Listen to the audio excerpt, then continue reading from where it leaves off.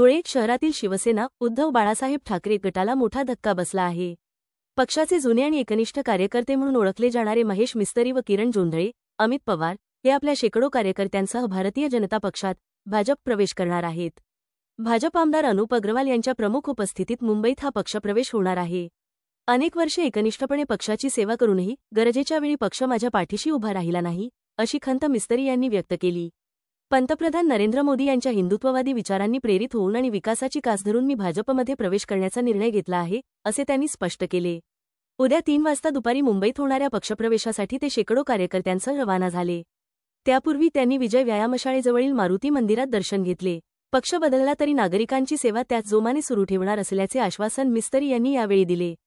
त्यांच्या या निर्णयामुळे धुळे शहरातील राजकीय वर्तुळात मोठी खळबळ उडाली आहे। फार झालं, मुलावर अन्याय झाला तर दुसऱ्यांदा कपडे बदलवणारे जसे नेते राहतात त्या मागे समाज व्यवस्था राहत नाही। हे बघा, हे लोकांचं प्रेम आहे आणि या प्रेमाला आज मी भारतीय जनता पार्टीमध्ये रीतसर उद्या मंगळवारी माझा प्रवेश होणार आहे। प्रवेशामध्ये माझ्यासोबत शिवसेनेचे उपजिल्हा प्रमुख किरण तात्या जोंधळे, तसंच जुझारू मराठा समाजाचं नेतृत्व अमित भाऊ पवार, उद्योगपती धीरजभाई कलंत्री, चिरंजीव योगेश चौधरी, प्रमोद चौधरी आणि टोटोनिया महेश माळी याच्या मातोश्री आम्ही सगळे रीतसर उद्या भाजपमध्ये प्रवेश करतोय।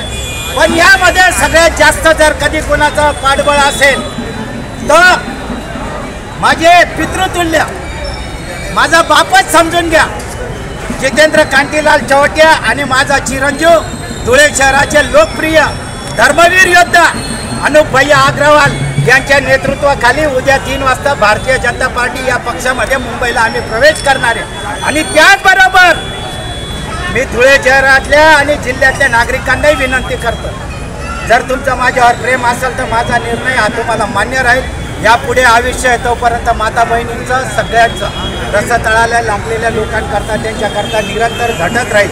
पक्ष हा माध्यम आहे। खरं जर आम्हाला सगळ्यांना घडवलं असेल तर समाजव्यवस्थेने घडवलेलं आहे आणि समाजव्यवस्थेची नाळ आमचं आयुष्य आहे तोपर्यंत असंच भांडणार।